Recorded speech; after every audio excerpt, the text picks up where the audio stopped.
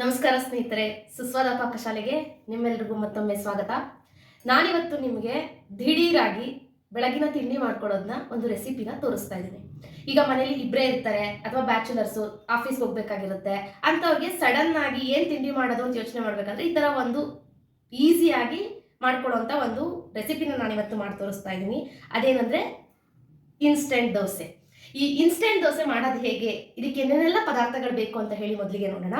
ಇದಕ್ಕೆ ಬೇಕಾಗಿರ್ತಕ್ಕಂಥ ಪದಾರ್ಥಗಳು: 1 ಕಪ್ ಅಕ್ಕಿ ಹಿಟ್ಟು, 1 ಕಪ್ ಕಡಲೆ ಹಿಟ್ಟು, 1/4 ಕಪ್ಪು ಮೈದಾ, 1/4 ಕಪ್ಪು ಚಿರೋಟಿ ರವೆ, ರುಚಿಗೆ ತಕ್ಕಷ್ಟು ಉಪ್ಪು, 1 ದೊಡ್ಡದಾದಂಥ ಕ್ಯಾಪ್ಸಿಕಮ್ನ ಸಣ್ಣದಾಗಿ ಕಟ್ ಮಾಡಿ ಇಟ್ಕೊಂಡಿದ್ದೀನಿ, ಮತ್ತು 1 ದೊಡ್ಡ ಟೊಮೆಟೊನ ಸಣ್ಣದಾಗಿ ಕಟ್ ಮಾಡಿ ಇಟ್ಕೊಂಡಿದ್ದೀನಿ, 1 ಕ್ಯಾರೆಟ್ನ ತುರಿದು ಇಟ್ಕೊಂಡಿದ್ದೀನಿ, ಮತ್ತು 2 ಈರುಳ್ಳಿನ ಸಣ್ಣದಾಗಿ ಕಟ್ ಮಾಡಿ ಇಟ್ಕೊಂಡಿದ್ದೀನಿ. ತರಕಾರಿಗಳನ್ನ ಆದಷ್ಟು ಸಣ್ಣದಾಗಿ ಕಟ್ ಮಾಡ್ಕೊಳ್ಳಿ. ಮತ್ತು ಇಲ್ಲಿ ನಾನು 5 ಹಸಿಮೆಣಸಿನ್ಕಾಯಿನ ಸಣ್ಣದಾಗಿ ಕಟ್ ಮಾಡಿ ಇಟ್ಕೊಂಡಿದ್ದೀನಿ, 1 ಚಮಚ ಅಜ್ವೈನ್ ಅಂದರೆ ಓಂಕಾಳು, ಮತ್ತು 1 ಚಮಚ ಜೀರಿಗೆ, ಇಲ್ಲಿ ಸ್ವಲ್ಪ ಕೊತ್ತಂಬರಿ ಸೊಪ್ಪನ್ನ ಇಟ್ಕೊಂಡಿದ್ದೀನಿ, ಹಾಗೆ ಎಣ್ಣೆ. ಇಷ್ಟೇ ಪದಾರ್ಥಗಳು ಬೇಕಾಗಿರೋದು. ಇಲ್ಲಿ ನಾನು ತಗೊಂಡಿರುವಂತಹ ಪದಾರ್ಥಗಳು ನಮಗೆ ಎಷ್ಟು ದೋಸೆ ಬೇಕೋ ಅದಕ್ಕೆ ತಕ್ಕಂತೆ ನಾನು ಹಿಟ್ಟುಗಳಾಗಿರ್ಬೋದು ಮತ್ತು ತರಕಾರಿಗಳನ್ನ ತಗೊಂಡಿದ್ದೀನಿ. ನಿಮಗೆ ಯಾವ ರೀತಿ ಬೇಕು, ಎಷ್ಟು ದೋಸೆ ಬೇಕೋ ಅದಕ್ಕೆ ತಕ್ಕಂತೆ ನೀವು ಪದಾರ್ಥಗಳನ್ನ ತಗೊಳ್ಳಿ. ಹಾಗಾದರೆ ಈ ಈಸಿಯಾದಂತಹ ದೋಸೆ ಮಾಡೋದು ಹೇಗೆ ಅಂತ ಹೇಳಿ ನೋಡೋಣ ಬನ್ನಿ. ಮೊದಲಿಗೆ ನಾನು ಈ ಅಕ್ಕಿ ಹಿಟ್ಟನ್ನು ಹಾಕೋತಾ ಇದ್ದೀನಿ.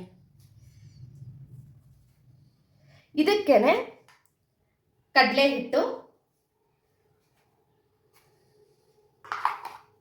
ಹಾಗೆ ಮೈದಾ, ಚಿರೋಟಿ ರವೆ, ರುಚಿಗೆ ತಕ್ಕಷ್ಟು ಉಪ್ಪು, ಹಾಗೆ ಎಲ್ಲ ತರಕಾರಿಗಳು. ಮೊದಲಿಗೆ ಕ್ಯಾಪ್ಸಿಕಮ್,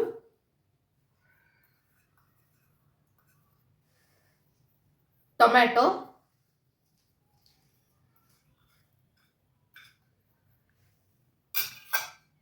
ಕ್ಯಾರೆಟ್,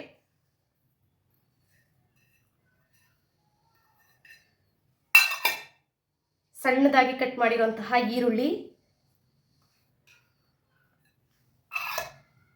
ಹಸಿಮೆಣಸಿನಕಾಯಿ,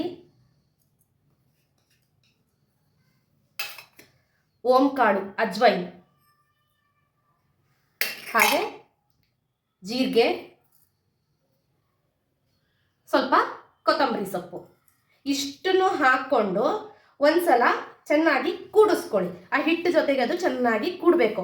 ಅದಾದಮೇಲೆ ಸ್ವಲ್ಪ ಸ್ವಲ್ಪ ನೀರನ್ನ ಹಾಕ್ಕೊಂಡು ದೋಸೆ ಹಿಟ್ಟಿನ ಅದಕ್ಕೆ ಮಾಡ್ಕೊಳ್ಳೋಣ. ನೋಡಿ ಫ್ರೆಂಡ್ಸ್, ನಾನಿಲ್ಲಿ ಎಲ್ಲದನ್ನೂ ಹಾಕ್ಕೊಂಡು ಒಂದ್ಸಲ ಕೈಯಲ್ಲಿ ಕೂಡಿಸ್ಕೊಂಡು ಇದಕ್ಕೆ ಇವಾಗ ನಾನು ನೀರನ್ನ ಹಾಕೋತಾ ಇದ್ದೀನಿ. ನೀರನ್ನು ನೀವು ಸ್ವಲ್ಪ ಜಾಸ್ತಿನೇ ಹಾಕೋಬೇಕು. ಇದಕ್ಕೆ ಮಾಮೂಲಿ ದೋಸೆ ಮಾಡ್ತೀವಲ್ಲ ಆ ಹದಕ್ಕಿರಬಾರ್ದು. ನೀರು ದೋಸೆ ಹದಕ್ಕೆ ನೀವು ನೀರನ್ನು ಹಾಕ್ಕೊಂಡು ಸ್ವಲ್ಪ ನೀರಾಗೆ ಮಾಡ್ಕೋಬೇಕಿದ್ನ. ನೋಡಿ ಸ್ನೇಹಿತರೆ, ನಾವು ಈ ರೀತಿ ನೀರಾಗಿ ಕಲಿಸ್ಕೋಬೇಕು. ಏನು ರವೆ ದೋಸೆ, ನೀರು ದೋಸೆಗೆಲ್ಲ ನಾವು ಹಿಟ್ಟು ರೆಡಿ ಮಾಡ್ಕೋತೀವಲ್ಲ ಆ ಅದಕ್ಕೆ ನಾವು ಈ ಹಿಟ್ಟನ್ನ ರೆಡಿ ಮಾಡ್ಕೋಬೇಕು. ಈ ರೆಡಿ ಮಾಡೋ ಟೈಮಲ್ಲಿ ನಾನಿಲ್ಲಿ ದೋಸೆ ಹೆಂಚನ್ನ ಕಾಯಕ್ಕೆ ಇಟ್ಟಿದ್ದೀನಿ. ಇದು ಚೆನ್ನಾಗಿ ಕಾದ ಮೇಲೆ ನಾವು ದೋಸೆನ ಹಾಕಬೇಕು. ನೋಡಿ ಸ್ನೇಹಿತರೆ, ಹಂಚು ಕೂಡ ಚೆನ್ನಾಗಿ ಕಾದಿದೆ. ಈ ಕಾದಿರೋ ಹೆಂಚು ಮೇಲೆ ನಾವೀಗ ಏನು ಬ್ಯಾಟರ್ನ ರೆಡಿ ಮಾಡ್ಕೊಂಡಿದ್ದೀವಿ ಅದನ್ನು ಹಾಕಬೇಕು. ಇದು ಏನಂದರೆ, ನೀವು ಹಾಕಿದ್ಮೇಲೆ ಅದನ್ನು ನೀವು ಸ್ಪ್ರೆಡ್ ಮಾಡಬಾರ್ದು. ನೀವು ಸುಮ್ಮನೆ ಹಾಕಬೇಕು. ನೀವು ಮಾಮೂಲಿ ದೋಸೆ ಮಾಡಬೇಕಾದ್ರೆ ಸ್ಪ್ರೆಡ್ ಮಾಡ್ತೀರಲ್ಲ, ಹಾಗೆ ಇದನ್ನು ಸ್ಪ್ರೆಡ್ ಮಾಡೋಕ್ಕೆ ಹೋಗಬೇಡಿ. ಸುಮ್ಮನೆ ಹೀಗೆ ಹಾಕಿ. ಹೀಗೆ ಸ್ಪ್ರೆಡ್ ಮಾಡಿದ್ರೆ ಅದು ನಿಮಗೆ ಸ್ಪ್ರೆಡ್ ಆಗಲ್ಲ. ನೀವು ಅಲ್ಲಿ ತರಕಾರಿ ಎಲ್ಲ ಹಾಕಿರೋದ್ರಿಂದ ಹೀಗೆ ಹಾಕಿ ಅದ್ರ ಮೇಲೆ ಎಣ್ಣೆನ ಹಾಕಿ ಚೆನ್ನಾಗಿ 2 ಸೈಡು ಬೇಯಿಸ್ಕೋಬೇಕು. ನೋಡಿ ಸ್ನೇಹಿತರೆ, 2 ಸೈಡು ಚೆನ್ನಾಗಿ ಬೆಂದಿದೆ. ಇದು ಈರುಳ್ಳಿ ಇದು ಬೆಂದಿರೋದು, ಕ್ಯಾಪ್ಸಿಕಮ್ ಬೆಂದಿರೋದೆಲ್ಲ ಘಮ ಬರ್ತಾ ಇದೆ. ಈ ಟೈಮಲ್ಲಿ ನಾನು ಇದನ್ನ ಎತ್ಕೊಂಡು ಸರ್ವಿಂಗ್ ಪ್ಲೇಟ್ಗೆ ಹೀಗೆ ಹಾಕೋತೀನಿ. ಇದಕ್ಕೇನೆ ನಾನು ಇವಾಗ ಇನ್ನೊಂದು ದೋಸೆನ ಹಾಕಿ ತೋರಿಸ್ತೀನಿ.